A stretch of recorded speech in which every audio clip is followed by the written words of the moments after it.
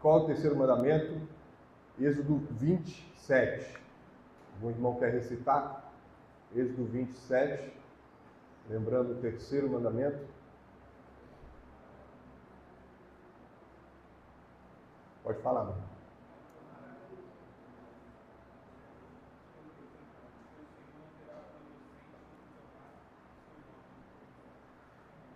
Esse é o terceiro mandamento. Então a gente está em mais um estudo sobre as proibições do terceiro mandamento. Tá? Então, a gente está estudando a pergunta 113 do Catecismo, ou seja, os irmãos, uma sugestão, os irmãos podem ler a pergunta 113 em casa, com as referências bíblicas. Isso pode enriquecer o estudo, inclusive. Semana que vem nós vamos ter mais um estudo sobre a pergunta 113. Muito importante que os irmãos participem dessa maneira e vai ajudar, inclusive, nos entendimentos daquilo que está englobado a quebra do terceiro mandamento. Então, a continuação da resposta das proibições do terceiro mandamento diz assim: os pecados proibidos no terceiro mandamento são a má interpretação, a má aplicação ou a perversão da palavra de Deus, ou de qualquer parte dela, para zombarias malignas, indagações curiosas e inúteis, vãs discórdias ou defesa de falsas doutrinas, o abuso do mandamento, das escrituras ou de qualquer coisa sob o nome de Deus, para feitiços ou apetites sensuais e práticas pecaminosas. Nós vamos compreender cada trecho baseado na palavra de Deus. Então vou pedir aos irmãos que abram a palavra em alguns textos. Meu irmão Vinícius, por favor, Mateus 5, 21 até o 28. Irmã Mara, Ezequiel 13, 22. Irmã Idineia, 2 Pedro 3, 16.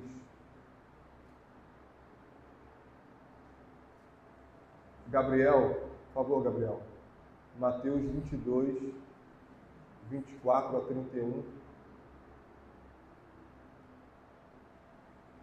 Isabela, Isaías 22, 13. Danilo, Jeremias 23, 34 a 38, por favor.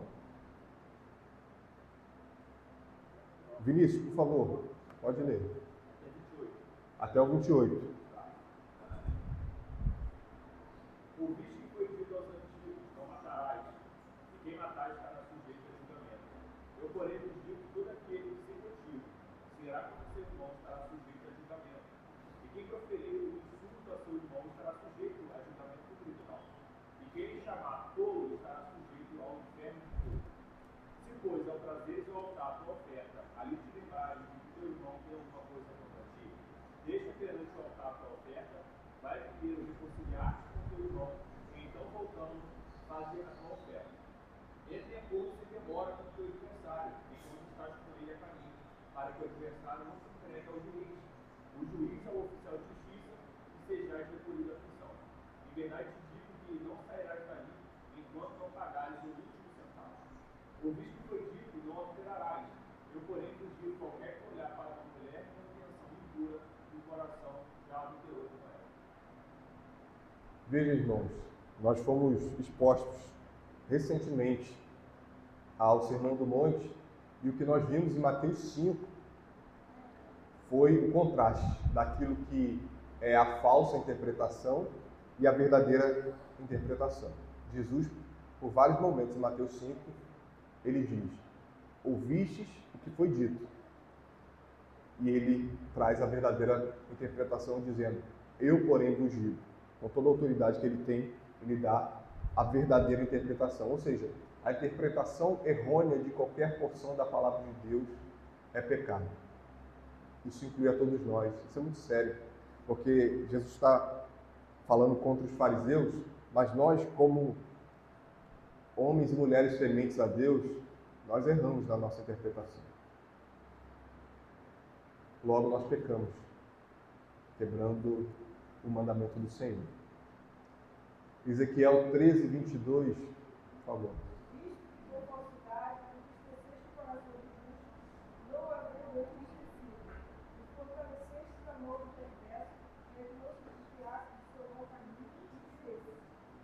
Veja a consequência da mentira.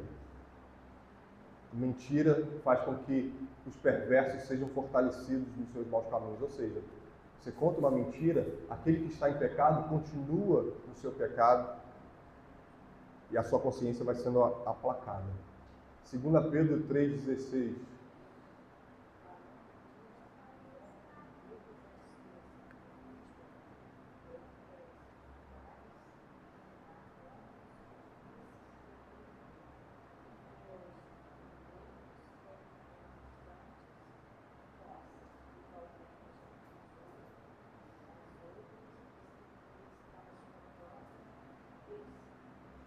Veja, esse texto é aquele texto clássico, famoso, onde Pedro ele cita as epístolas de Paulo, dizendo que são textos difíceis de entender. Porém, os perversos eles se utilizam disso para quê?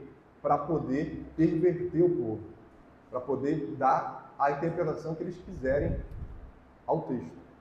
Ou seja, não é porque o texto é difícil de entender que nós não devemos nos debruçar neles. Ou seja, não há desculpas para nós. Mateus 22, 24 a 31.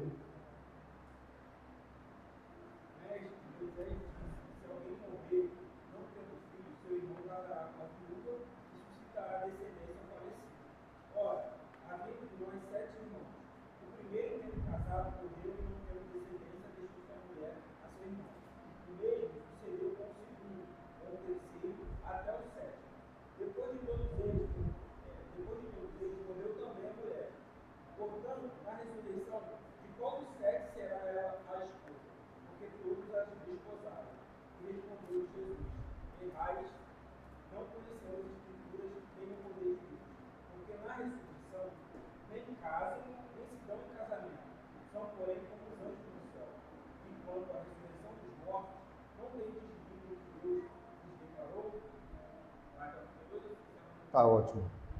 Veja que aqui a gente tem uma história onde os saduceus eles não criam em toda a palavra, em todo o Antigo Testamento. Eles criam apenas no Pentateuco. Não, para eles o que era a palavra de Deus era o Pentateuco. Os saduceus. Logo, no Pentateuco não tem sobre a ressurreição de forma explícita. Então, eles não criam na ressurreição dos mortos. Eles trazem uma história para poder colocar Jesus em dificuldades. Só que Jesus, ele é enfático na interpretação, como nós vimos em Mateus 5, ele traz a verdadeira interpretação, dizendo claramente, errais não conhecendo as Escrituras. Ou seja, a aplicação errada da palavra de Deus é o fato de Jesus trazer a verdadeira interpretação, mostra como os saduceus estavam errando, não conhecendo as Escrituras. Agora, Isaías 22, 13, por favor.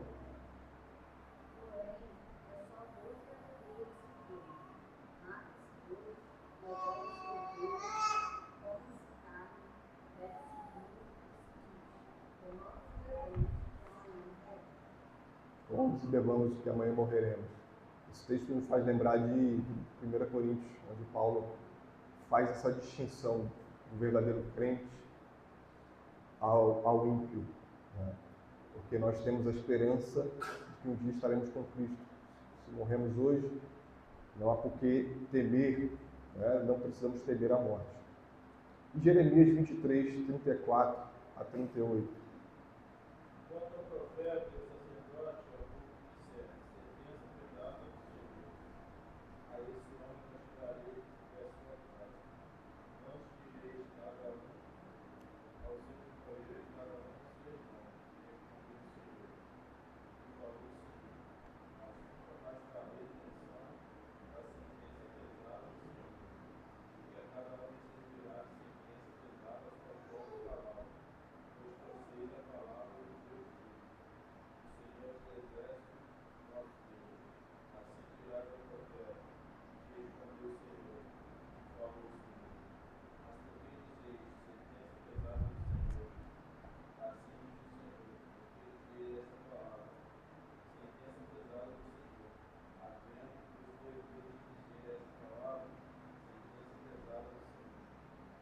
Veja, esse texto de Jeremias nos faz lembrar, e é muito importante nós entendermos, que o Senhor nos açoita.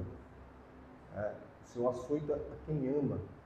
Uma vez que nós chegamos à conclusão que a sentença do Senhor é pesada, nós não compreendemos o amor de Deus por nós. E quem apanhou na infância sabe, consegue olhar para o passado e dizer, eu mereci, que bom, porque isso moldou o nosso caráter. E é isso que o Senhor faz. Uma vez que nós chegamos à conclusão daquilo que o Senhor, que é justo, nossos pais não são, nem sempre foram justos nas sentenças que deram a nós, né? A gente pode lembrar algumas vezes que, meu pai aqui, ele foi injusto, né? Mas o Senhor não. O Senhor é justo. A sentença do Senhor não pode ser pesada sobre aqueles que pecam, que quebram a lei do Senhor. Nós não podemos chegar a essa conclusão. Logo, é errado aplicar equivocadamente ou perverter a palavra de Deus para zombarias malignas, disparates ou falsas doutrinas. Dizer aquilo que o Senhor não disse. Essa é a quebra do terceiro mandamento. Usar o nome do Senhor para dizer aquilo que Ele não disse. Agora vamos ler 1 Timóteo 1, 4 a 7. Gabriel Falcão, por favor. E aí, Gabriel, depois você pula para 1 Timóteo 6, aí você lê os versículos 4 e 5. O Vitor, 2 Timóteo 2,14. E o Áquila, Tito 3,9.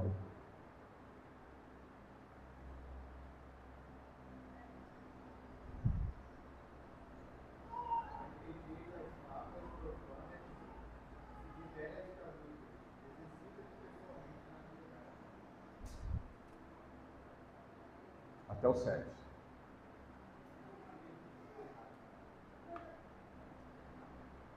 Um, 4 a 7.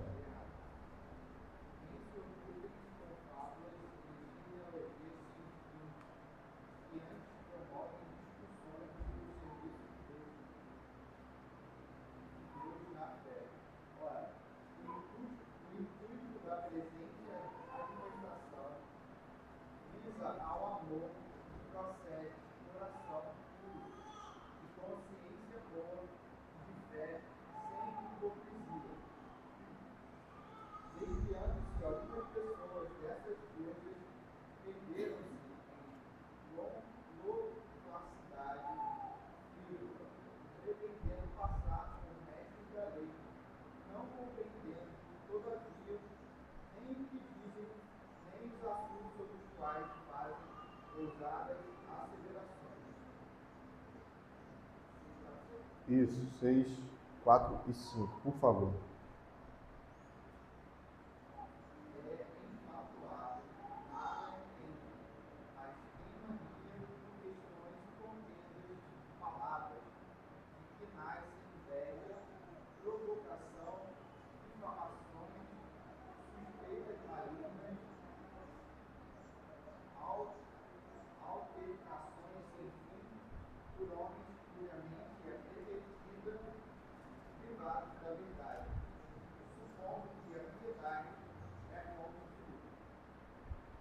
Exato. E veja que algumas palavras que não são de uso comum, né? Loquacidade frívola, né? Genealogias, a gente compreende um pouco melhor. Enfim, e a gente vai ver sobre isso, sobre essas questões que se resumem em discussões usando a palavra de Deus. 2 Timóteo 2,14, por favor.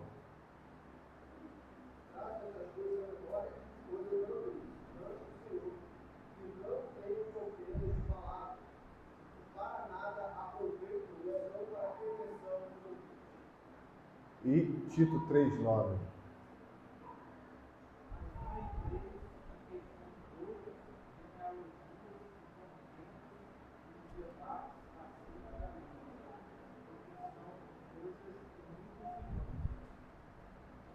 Todo uso equivocado da palavra de Deus para sustentar falsas doutrinas, contendas de palavras, falatórios inúteis e profanos, etc., é impiedade. E veja, que analisando, Paulo fala isso para 2 jovens pastores, Timóteo e Tito, mostrando que, de fato, se a gente olhar para a nossa vida, a gente estuda um pouquinho da palavra de Deus, nós nos vemos no direito de defender a palavra de Deus de maneira errada.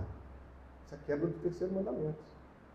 Porque nós viemos de maneira frívola, como diz o texto, e nós tendemos a desonrar o nome do Senhor. Quem nunca, principalmente em tempos de internet, né? A gente viveu a nossa juventude toda na internet. Quem nunca quebrou o mandamento do Senhor, discutindo de maneira frívola, de maneira vazia? Quando você olha, poxa, ali não era o lugar de eu discutir. O Senhor não se tornou mais ou menos louvado, ou melhor, não se tornou mais ou menos Deus pelo fato de eu discutir, de eu supostamente defender a fé. Ou seja, Paulo, com sua experiência, alerta Timóteo e Tito, jovens pastores inteligentes, que versados na palavra, porém tinham esse ímpeto. A juventude traz isso, né? Esse fervor, essa força que nos faz muitas vezes pecar contra o Senhor, infelizmente. Então é muito interessante a gente encontrar justamente nas cartas a Timóteo e Tito a importância de nós não entrarmos em contendas de palavras. Mais alguns textos. Gabs, por favor. Deuteronômio 18, 10 a 14. Gabriel, Atos 19, 13. Gabriel Martins.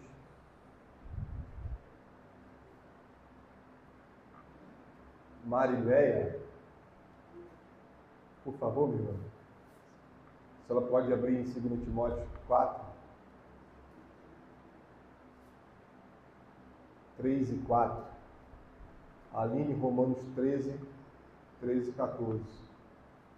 Acho que vai ser exposto hoje, né, essa passagem, Romanos 13, 13 e 14. Isso que dá, faltar.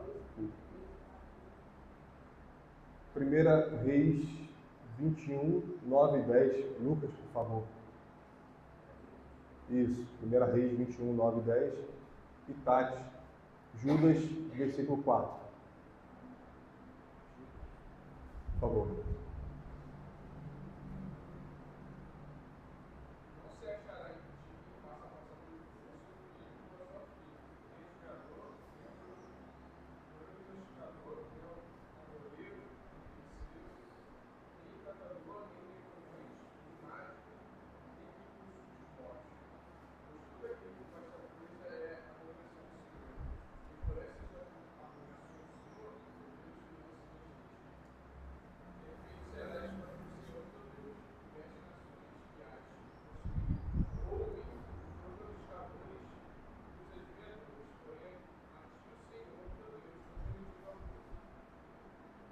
E Atos 19, 13, por favor. E alguns judeus, exorcistas ambulantes, tentaram invocar o nome do Senhor Jesus sobre pessoas possuídas de espíritos malignos, dizendo: ordeno que saiam pelo poder de Jesus, a quem Paulo prega. Ou seja, ambos os textos mostram que é errado todo o uso deturpado de qualquer forma da autorrevelação de Deus associado às práticas supersticiosas. Veja, como esse texto se conecta ao 3º mandamento, se nós vimos isso no 2º. Né? Ambos os textos, o texto de Deuteronômio termina dizendo, essas práticas de magia, o Senhor não permite. E nós vimos isso no 2º mandamento. Né? É o que a gente vê em muitas igrejas neopentecostais, né? Quebrando o 2º mandamento. Mas a quebra do 3º, porque estão usando o nome de Deus para isso. Entende? Estão usando o nome de Deus em práticas supersticiosas. 2 Timóteo 4, versículos 3 e 4. Por favor, minha irmã.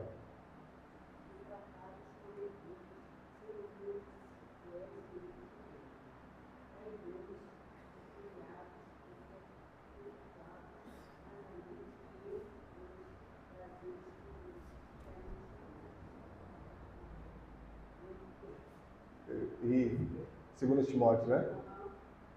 E Romanos 13, 13 e 14.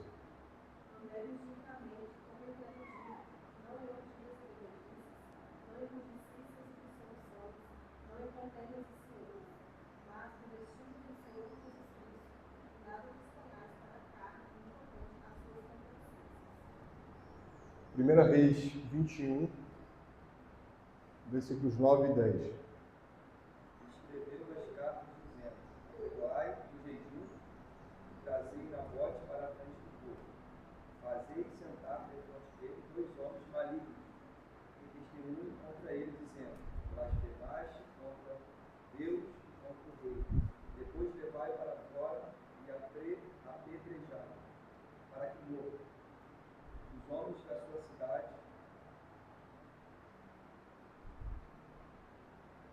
homens da sua cidade, os anciões e os nobres que nela habitavam, fizeram como Jezabel lhes ordenara, segundo estava escrito nas cartas que havia mandado.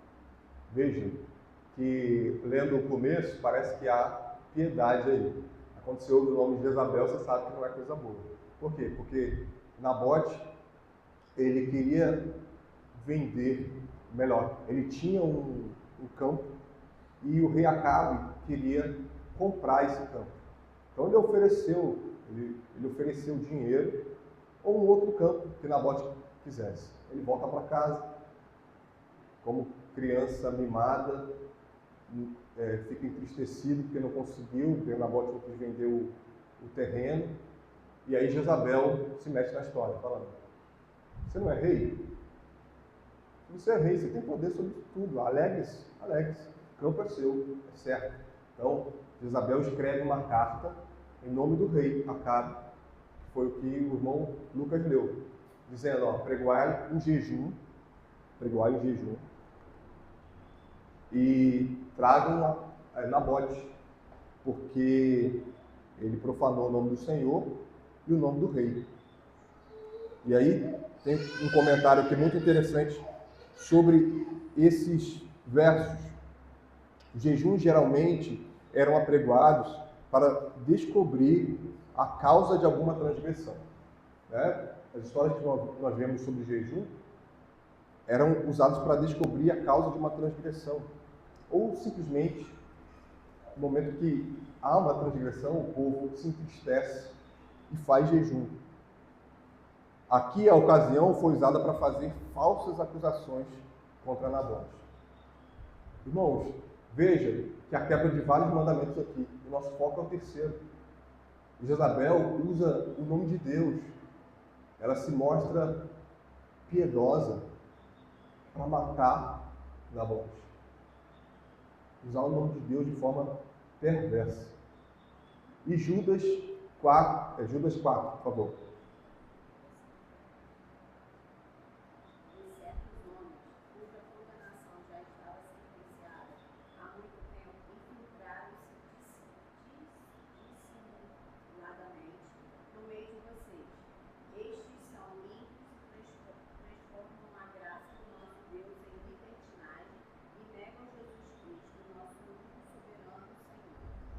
Veja a consequência dessas pessoas que estavam no meio da igreja transformarem a graça de Deus em libertinagem, é negar o nome do Senhor Jesus. Logo, a impiedade, abusar de qualquer forma da autorrevelação de Deus para justificar práticas pecaminosas e libertinas. Ou seja, as pessoas não se contentam em pecar contra o Senhor. Elas querem se basear em Deus para pecar contra Ele próprio. Ou seja, deveriam saber do quanto o Senhor é justo e assim não proceder. Mas, infelizmente, é o que a gente vê acontecendo e nós estamos propensos a isso. Estamos propensos a cair em alguns pecados e dizer que foi em nome do Senhor e usar o nome de Deus em vão para justificar os nossos pecados, os prazeres que nós queremos manter na nossa vida. E aqui a gente vai meditar em algumas questões sobre esse trecho. Por que é pecado interpretar a Bíblia erroneamente? Os irmãos fiquem à vontade para poder contribuir a partir daqueles textos que nós vimos, a partir de tudo que já foi dito. Por que é pecado interpretar a Bíblia erroneamente? A interpretação equivocada da Bíblia é pecado, pois procede não apenas das nossas limitações, como seres humanos finitos, mas especialmente da corrupção de nossos corações e da escuridão das nossas mentes, resultantes da queda da raça humana no pecado. Precisamos entender que o erro, sendo o contrário da verdade, é pecado em si mesmo. É por causa do seu coração pecaminoso e da escuridão de suas mentes que as pessoas interpretam erroneamente a palavra de Deus. Irmãos, nós vimos o caso de Jezabel, nós lemos Judas 4, e como eu já disse, nós somos propensos a isso. O pecado, pecar na ignorância, é pecar. Se eu, estando aqui na frente, isso impacta muito a gente, se eu estando aqui na frente, falo uma coisa que eu não tenho certeza, e depois se descobre que está errado, é pecado. Estou pecando diante da congregação. Isso é muito sério. Isso mostra a responsabilidade que nós temos. Os irmãos precisam estar em oração quanto a isso. Isso é muito sério. Se você vai evangelizar alguém e você faz uma má interpretação do texto, ou você fala aquilo que a palavra de Deus não fala, com boa intenção. Às vezes você falou sem ter certeza se está na Bíblia ou não, sabe? Isso é pecado. Era melhor não ter falado, né? Isso mostra a responsabilidade que nós temos quanto a isso. Interpretar a Bíblia erroneamente é pecado. O que quer dizer pela má aplicação e perversão da palavra de Deus, como nós vimos na pergunta? A má aplicação da palavra de Deus inclui todo o uso que se faz dela, isolando-a do seu verdadeiro significado e real propósito, como a revelação da vontade de Deus para o homem. Quem lê e admira a Bíblia apenas pela grande literatura que ela é culpado de má aplicação da palavra de Deus. O ateísta que estuda na tentativa de provar que ela não é verdadeira. Quem advoga o ensinamento da Bíblia por causa de seus ensinamentos morais apartados da sua revelação do caminho da salvação através de Jesus Cristo. Se eu não me engano, foi falado no estudo passado, onde Jesus, que pregava arrependei-vos, Mateus 4, nós hoje pregamos Jesus te ama. Foi falado isso semana passada? Eu estou enganado. Pelo irmão Vitor. Mas enfim. Mais importante nós entendermos aqui que, de novo, aquilo que a Bíblia se cala, nós devemos nos calar. A gente pode lembrar, por exemplo, da má aplicação, isso foi falado semana passada que eu lembro, sobre os amigos de Jó. Não é? Os amigos de Jó tinham uma boa teologia, mas faziam uma má aplicação. E aí eu lembro que o irmão Vitor falou de que é por isso que é tão difícil entender Jó. Porque o que eles estão falando é a verdade bíblica, porém fazendo uma má aplicação da verdade. E a gente realmente se confunde, já me confundir, lendo o livro de Jó. Ou seja, de novo, má aplicação é o mesmo que perversão da palavra. Não adianta você ter uma boa teologia e fazer uma má aplicação dela. É o mesmo que perverter a palavra.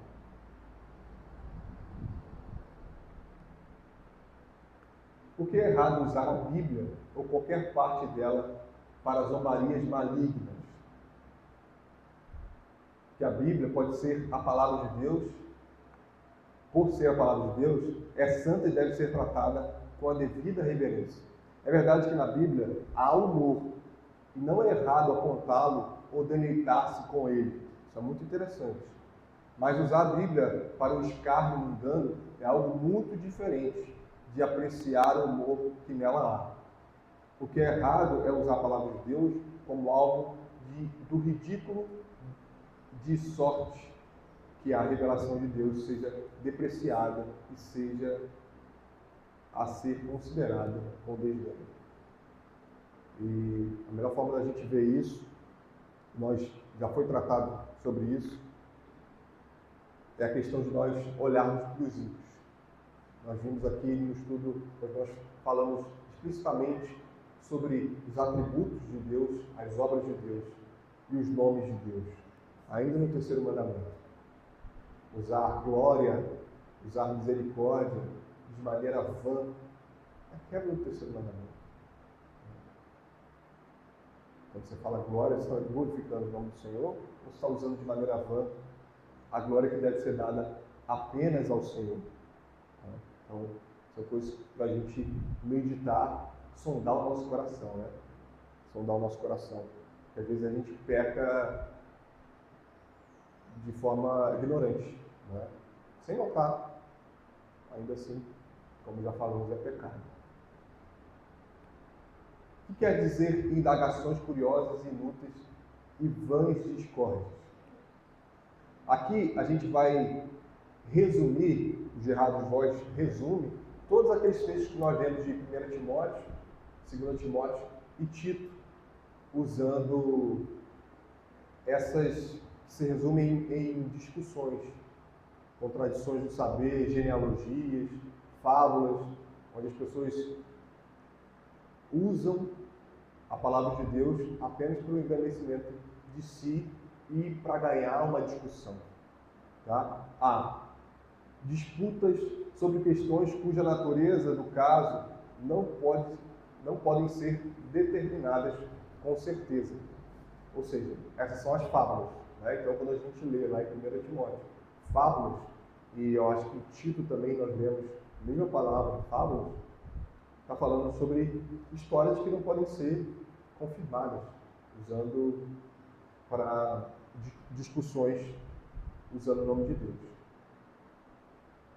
B. Disputas sobre matérias de nenhum valor, ainda que pudessem ser decididas definitivamente. Ou seja, genealogias sem fim. Ou seja, disputas sobre as genealogias. A minha família,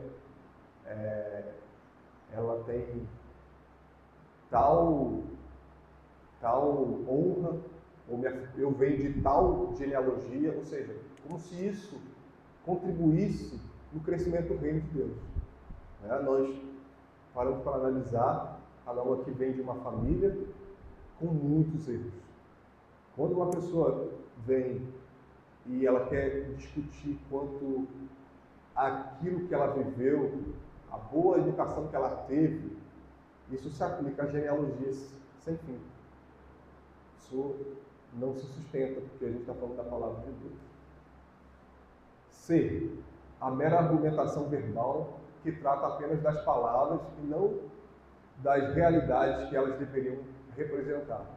Loquacidade frívola, mania por questões e contendas de palavras. Ou seja, esses termos lidos nesses versos vão tratar apenas da boa oração, né? As pessoas que sabem falar de forma polida, mas param nisso. Elas conseguem se comunicar bem e elas sentem prazer nisso, quando deveriam primeiro dar glória ao Senhor e a palavra de Deus deveria estar em primeiro plano, mas não é isso que elas fazem. D. Controvérsias que têm a ver meramente com conceitos de filosofia humana e não com as verdades reveladas na palavra de Deus. As falsamente denominadas contradições do saber. E disputas sobre as interpretações judaicas tradicionais da lei do Velho Testamento e seus acréscimos a ela. Debates sobre a lei. Ou seja, disso tudo que nós vimos aqui se resume a discussões E há orações, as pessoas, discursos, melhor dizendo, né? Discussões e discursos, não colocando a palavra de Deus em primeiro lugar. Por que a defesa de falsas doutrinas é pecado?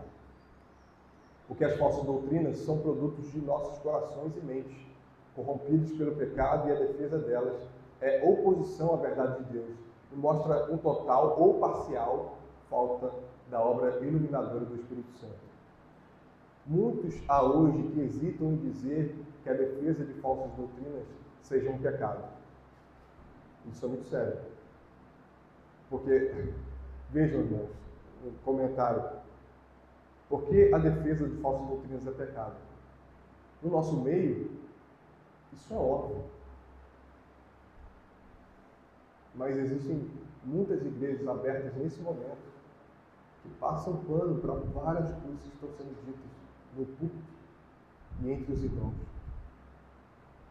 considerando apenas como uma ignorância não sendo pecado. Ou seja, falou de bom coração, foi sincero, a gente passa pano. Contudo, de acordo com a Bíblia, abraçar o erro doutrinal, mesmo com sinceridade, é, apesar de tudo, pecado. Em 1 Timóteo 6, 3 a 5, o Espírito Santo ensina a respeito do pecado do erro doutrinal. Tito 3, 10 e 11 apresenta o mesmo ensinamento. Então, de novo, Paulo está exortando, está ensinando Timóteo e Tito sobre aquilo que, para a gente, graças a Deus, é óbvio. Mas nós ainda precisamos estar vigiando. Pode falar, meu irmão. As pessoas valorizam a opinião do que para não dela a verdade. Então, cada um pode ter a sua opinião e cada um pode ter a sua verdade. Sua verdade. Aí, Esse é o termo.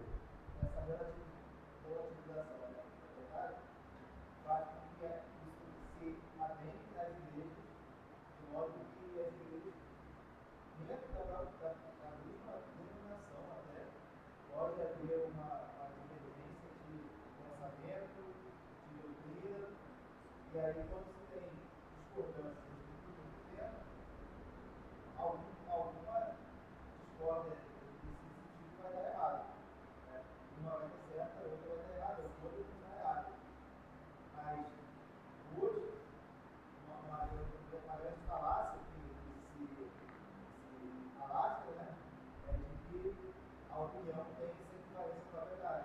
Então as pessoas não podem ser corrigidas, elas não podem ser desmentidas, elas não podem ser confrontadas se elas afirmam que aquilo é verdade para elas.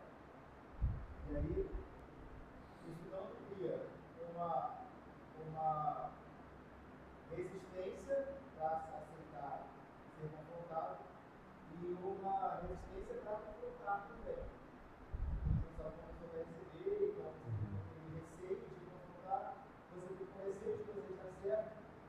Então, tudo isso se origina também nessa falácia de que ela pode ter a verdade. E aí a gente fica com o pé atrás em relação a defender de fato as verdadeiras doutrinas. Perfeito. Veja como isso toma proporções enormes, né? Na igreja presbiteriana dos Estados Unidos, ela foi abrindo mão de algumas coisas, né? A questão de mulheres pastorear e por aí foi, até chegar ao ponto de homossexuais serem pastores. Isso é muito sério, né?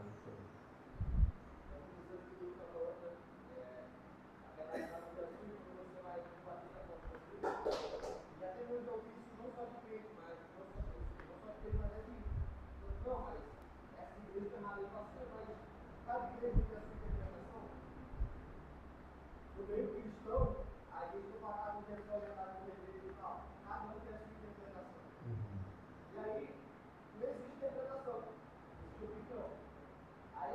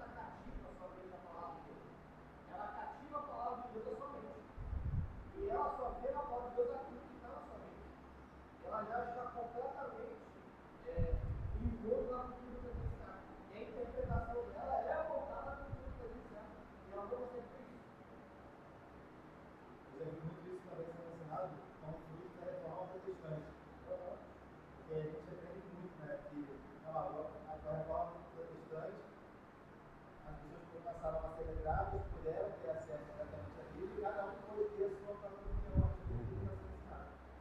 Não é isso que é uma coisa que trouxe. As coisas foi nosso acesso à palavra de Deus para que nós pudéssemos compreender e não aprender na nossa própria maneira. Né? Mas isso é ensinado e é pregado muito nas escolas até. Mais nas escolas do que nas igrejas, mas muitos desses são pregados também. De fato, ali,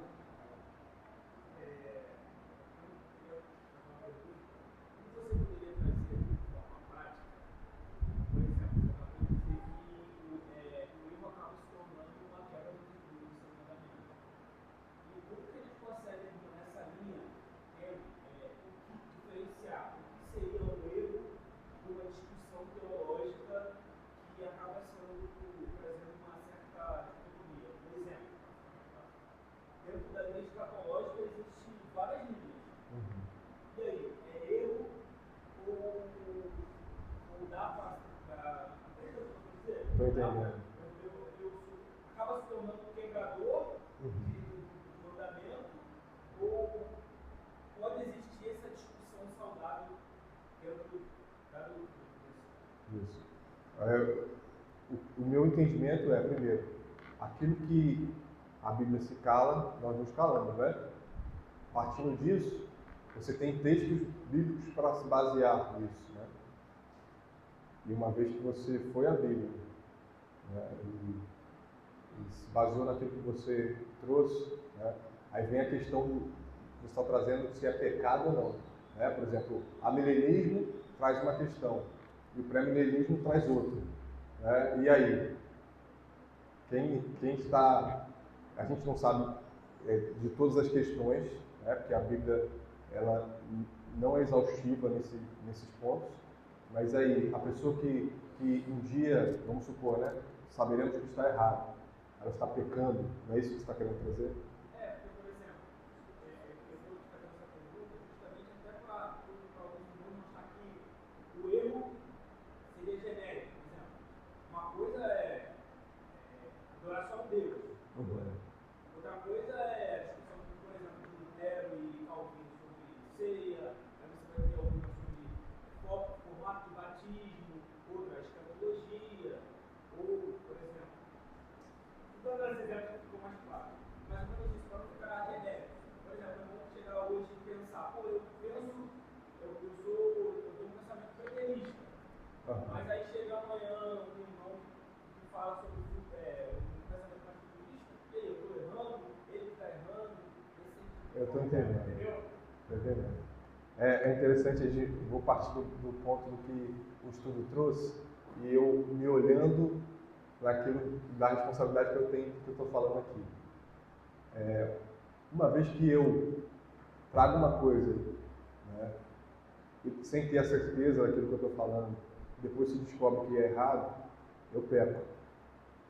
Outra coisa é eu trazer como suposição, como algo que a Bíblia ela se cala. Consegue entender a diferença? Eu chego e falo. Vamos usar um exemplo aqui. O 7º mandamento é não furtarás. Que não é. E falo com certeza. Ou seja, veja que eu trouxe esse exemplo para mostrar que eu, sem a certeza, falando que eu peco. Outra coisa é eu me debruçar na palavra, chegar, eu creio que é isso, isso e isso. Pode ser que não seja. Veja a diferença, reconhecendo a minha limitação. Uma coisa é eu falar com certeza, outra coisa é eu falar que pode ser ou não. Não é? São coisas distintas, porque algumas coisas foram reveladas de forma exaustiva, outras não. O Senhor nos permite olhar para a sua palavra, chegar a algumas conclusões e, ao final de tudo, dizer: talvez seja, talvez não. Consegue entender a diferença? Da certeza e do reconhecimento de que eu posso estar equivocado. São coisas distintas. Entendeu? Ainda Aí vem as questões sempre baseadas na palavra. Sempre baseado na palavra. E no final de tudo, nós descansamos em Cristo. Descansamos em Cristo. Porque, de fato, essas questões, por exemplo, se alguém parar e me perguntar, você é milenista, pré-milenista? Eu, Israel, não sei dizer. Não sei dizer. Por quê? Muito por conta do que a Bíblia se cala. E sem contar que nós temos prioridades na palavra. Conhecer a palavra, né? O irmão Vitor falou, né, de que há muita interpretação, má interpretação de Apocalipse, né, que não olham do jeito que deveriam olhar para Apocalipse. Só que nós precisamos reconhecer aquilo que a gente está errado e aquilo que nós não temos certeza do que é. Por isso que deve ser piedosa essas discussões, para que nós, ao lermos a palavra, dizemos: você está errado, você está pecando contra o Senhor. É difícil, né, chegar a essa conclusão. Né?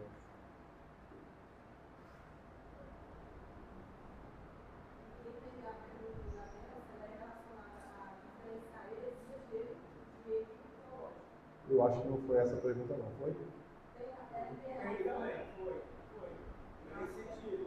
A relação de saber quando você fala, mas você não compreende certamente o que você realmente está falando, mas você está equivocado na sua interpretação, ou se você tem a certeza que você está falando, só que você está equivocado. Tá. Erro teológico é pecado. Ok? Erro teológico. Eu errei, falei alguma coisa que a Bíblia não falou, ou interpretei um verso e apliquei de forma errada. Nós vimos aqui que é pecado. Heresia também, ou seja, de qualquer maneira há pecado. Certo? Vitor.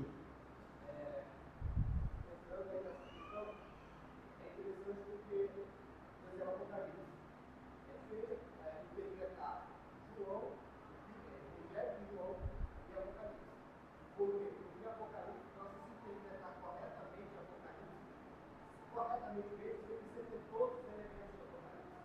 Enquanto nós temos todos os elementos do Apocalipse, por um que acontecer.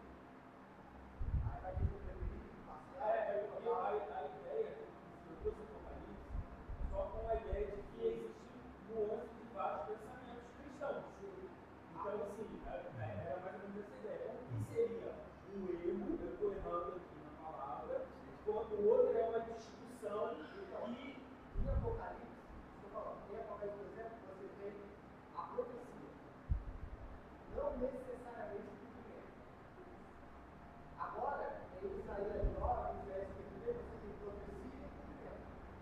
Então, você analisa Isaías 9, 53, memória das partes de Isaías, como profecia e cumprimento.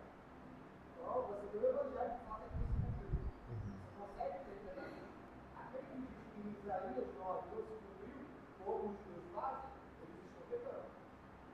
Agora, Apocalipse, nós não temos um texto específico da Bíblia, por exemplo, que fala isso se cumpriu. Então você dá margem para que haja uma discussão saudável dentro da igreja a respeito disso. Contudo, sabendo que isso não deve ser matéria de tempo. E ainda mais, aqui a gente vai para algo que a gente tem que sempre lembrar quando a gente está falando da lei, dois propósitos da lei. A lei tem mais propósitos, a gente vai ver o fim da lei, o amor, tudo mais. Mas o que a gente já viu, Romanos para que toda a boca se cale, todo mundo seja culpado perante Deus. Ou seja, se eu tenho uma interpretação equivocada da lei, da palavra de Deus, eu estou pecando. E aí isso faz com que a minha leitura da palavra tenha que ser ainda mais com temor e temor. O que se fala? Eu falo com temor e temor e, no final das contas, confiar na suficiência de Cristo. Porque, e se eu estiver errando? E se o preterismo estiver errado? E se o meu pós-preterismo estiver errado? E se a doutrina são coisas que não são dogmas facilmente como a encarnação do Filho, né? Então você descansa e aí você tem uma opinião ou uma convicção disso. Porque você entendeu? E ele, o Espírito Santo me levará a toda a verdade. Que é dessa terra que eu tenho um pouquinho, mas eu tenho a certeza. O Espírito Santo me levará a toda a verdade. É por isso que a lei que a gente vai estudar, a lei ela não é para a gente ver, para a sua coisa, para se cumprir o mandamento. Porque isso aí vai ser extremamente para tirar a palavra de Deus. A gente tem que ter cada sujeito de coisa errada. Isso aí, vou correr para Cristo. Por quê? Repete a comunidade. Antes de sair desse episódio, ela falou, eu ouvi hoje na internet e acertou. Eu gosto de estar fazendo isso. Tem gente que lê no livro, o senhor pode ler e fala, o senhor pode ler e cara eu vi. Ele foi ler, sei lá, o eu do livro e fala, agora eu sou analista. Ele viu um vídeo no YouTube e fala, eu sou analista, eu sou preterista. De que maneira essas práticas violam o terceiro mandamento? Então, de tudo que nós vimos aqui, isso aqui traz para nós que, se nós estamos estudando o terceiro mandamento, como isso se inclui no terceiro. Porque todas elas envolvem o mau uso da autorrevelação de Deus em qualquer uma das suas formas. A palavra, a criação ou qualquer outra coisa sobre o nome de Deus. Ou seja, os atributos, as obras e os próprios nomes de Deus. É errado usar a palavra ou a autorrevelação de Deus nas suas obras para tentar obter informações ilícitas, como o futuro, fora do que está revelado nas profecias da Bíblia. Ou tentar tomar o controle da providência de Deus, como pela prática de mágica, o uso de feitiços de boa sorte, etc. Todas essas práticas são a perversão da religião em mágica.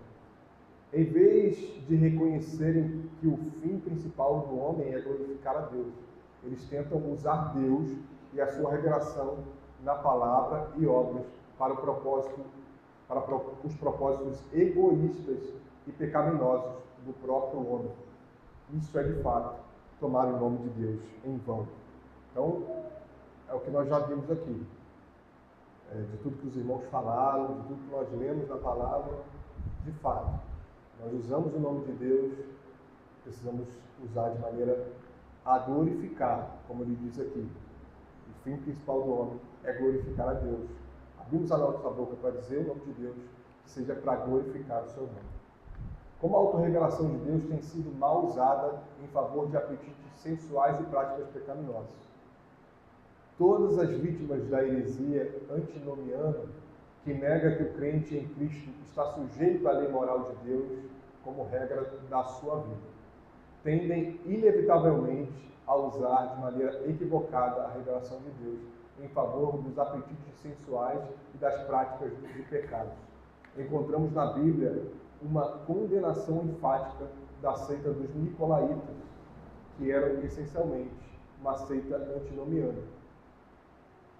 De modo semelhante, encontramos nas epístolas de Paulo, em 2 Pedro 2 e nas epístolas de Judas, fortes advertências contra e condenações às tendências e práticas antinomianas. Então, os irmãos depois podem ler, indico que os irmãos leiam Apocalipse 2 e o texto que a irmã Tati leu, Judas 4, resume bem essa questão aqui. Transformaram a glória de Deus, a graça de Deus, em libertinagem. Judas, versículo 4, foi o que a gente leu. Amém, irmãos. Aqui a gente tem algumas perguntas para a gente revisar, de fato, fixar o conteúdo. Os irmãos podem participar. Então, eu vou perguntar, os irmãos respondem, são perguntas muito tranquilas, são muito mais para a gente fixar o conteúdo, lembrar de tudo aquilo que nós acabamos de ver. O que significa tomar o nome de Deus em vão? Martins, por favor. Usar o nome de Deus com reverência e respeito, usar o nome de Deus de maneira falsa, irreverente ou profana, fazer falsas promessas a Deus. Bíblia. Qual é um exemplo de má aplicação da palavra de Deus? Estudá-la para melhorar a vida espiritual, usá-la para para justificar práticas pecaminosas ou libertinas, citá-la em discussões teológicas. Aline.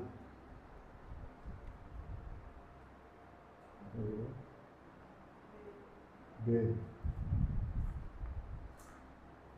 Asaf. Por que interpretar a Bíblia erroneamente é pecado? Porque resulta de corações corrompidos e mentes obscurecidas pelo pecado. B. Porque é uma prática comum e aceita. C. Porque não causa prejuízo espiritual.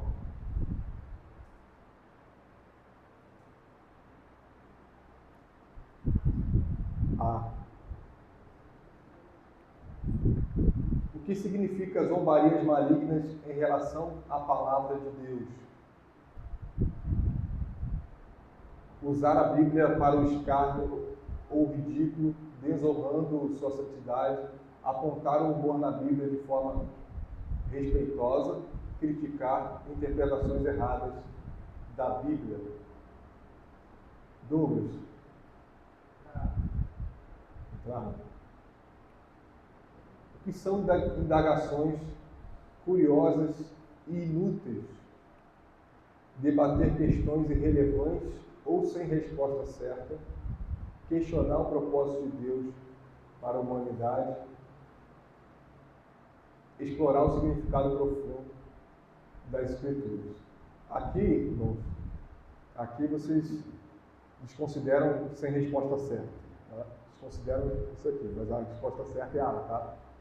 Se sem resposta certa não for bom aqui não. Um erro.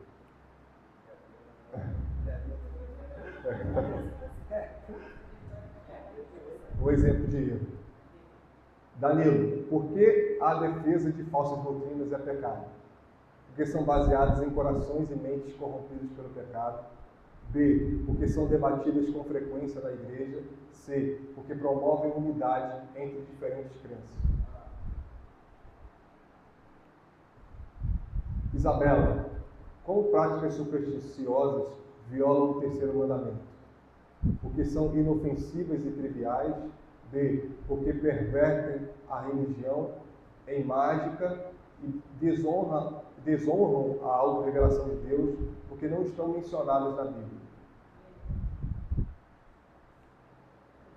E Falcão, o que o catecismo chama de feitiços, práticas de mágica, adivinhações e uso de artefatos para boa sorte, orar por direção e sabedoria e estudar as Escrituras com reverência. Está até rindo da pergunta, né? Irmãos, vamos orar?